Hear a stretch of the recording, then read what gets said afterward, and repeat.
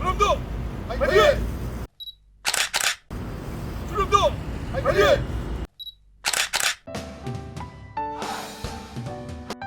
구독, 좋아요는 희망입니다. 보름 만에 다시 광희문 앞에 섰습니다. 한양도성 순성길 답사를 이어가기 위해서입니다. 바로 남산 구간이지요. 하지만 목멱산이라 하는 것이 온당할 깁니다. 살짝 설렙니다. 그리고 가벼운 흥분마저 느껴집니다. 이렇게 여기 표지판이 잘 돼 있어. 한양동은 남면 구간 쪽으로 가는 거야. 여기서 이렇게 가지고 광희문에서 출발하면 한참이나 주택가를 걸어야 합니다. 성곽이 유실됐기 때문이지요. 어쩌다 만나는 이정표가 눈에 잘 들어오지 않습니다. 성곽을 다시 만나는 곳은 장충체육관 부근입니다.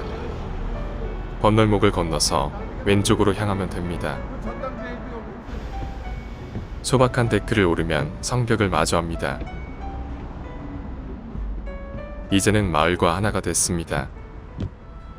외적을 막는 일을 내려놓고 깃들어 사는 사람들을 품어주지요. 역사의 흔적이 아닌 역사의 현장이 되고 있습니다. 성곽에 각자가 있는데 경상도 사람들이 쌓은 곳이라고 합니다. 한양도성 구간은 천자문으로 나눠 구분합니다. 세종 때는 경기도 하늘천에서 시작해서 황해도 조문조에서 끝이 납니다. 성곽에는 축성 구간 분배뿐만 아니라 쉼터도 지정을 했습니다. 수음이라는 한문이 보입니다. 수음은 우리말 쉼의 이두식 표기라고 합니다. 이곳이 13번째 쉼터가 되는 셈입니다. 성곽의 숨바꼭질은 마을을 끼고 이어집니다. 성돌은 꼬리를 감춘 이무기 비늘처럼 가지런합니다. 순성길을 나선 사람의 마음도 가지런해집니다. 성곽에 의지하고 살았던 옛사람들 말소리가 들릴 듯도 합니다. 반얀트리 클럽 앤드 서울 스파에 이르렀습니다. 성곽은 다시 자취를 잃었습니다. 걸음이 흩어지지 않기 위해서 방향을 잘 잡아야 합니다. 그러려면 인도 블럭 속에서 청동 순성길 안내판을 찾아야 하지요. 긴 언덕길을 내려가고 큰 길 건널목 앞에 서니 맞은편에 국립극장이 보입니다. 10년 전에 뮤지컬 영웅을 본 기억이 새롭습니다. 황량한 북만주, 동토의 땅에서도 식지 않았던 뜨거운 조국에 그날 하얼빈 역에서 울린 7발의 총성은 지워지지 않는 우리 역사의 이정표입니다. 이제 본격적인 오르막길이 이어집니다. 남산의 우리 이름은 목멱산입니다. 목멱은 좋은 일을 부른다는 뜻의 순수 우리말이라고 한답니다. 소나무가 잘 가꿔져 있습니다. 모진 질곡의 시간에도 인내하고 견뎌냈습니다. 바람, 서리 불변함은 우리 민족의 기상입니다. 차도 옆 인도로 오르는 순성길이 아쉽습니다. 사라진 성곽을 생각하면 가슴이 아프고 부끄럽습니다. 멀리 성곽이 보입니다. 하지만 도색 작업으로 출입이 통제됐습니다. 아쉬움 위에 아쉬움이 다시 쌓입니다. 남산 포트 아일랜드에 올랐습니다. 서울 남쪽을 조망할 수 있습니다. 왼쪽으로 보이는 산이 청계산이면 오른쪽은 관악산일 겁니다.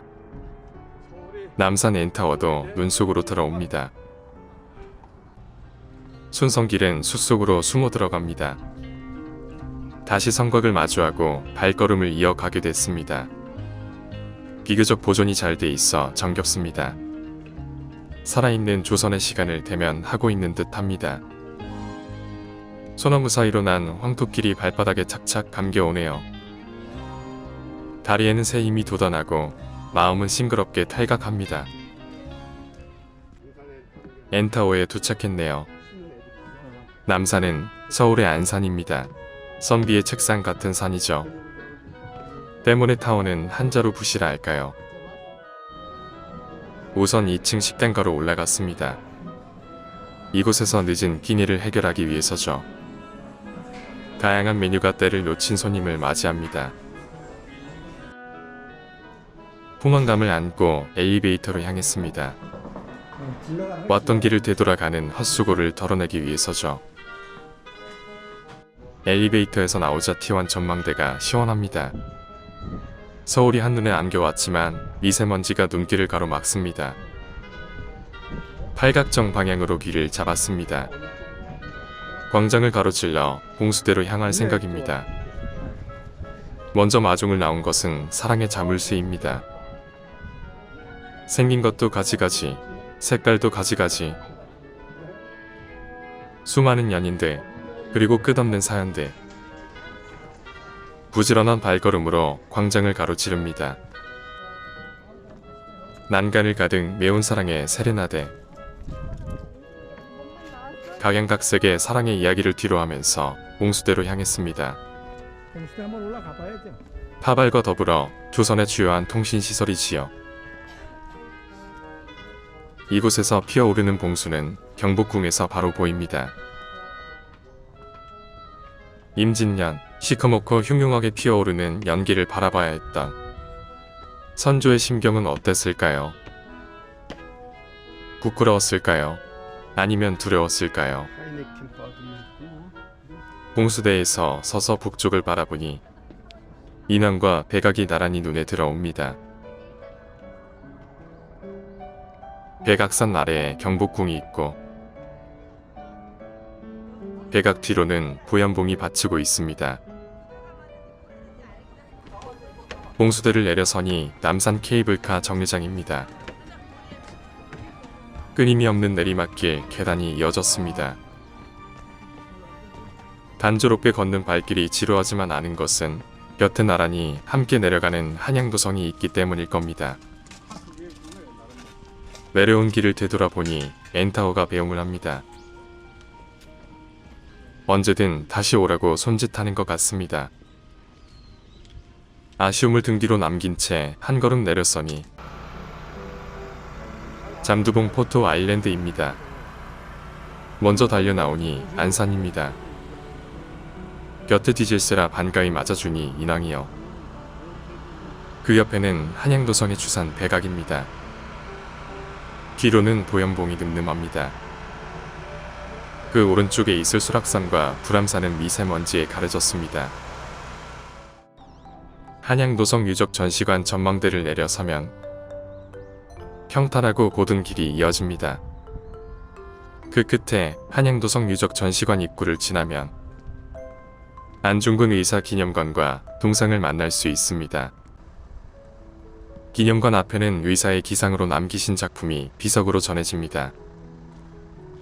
생전의 결기가 고스란히 느껴집니다.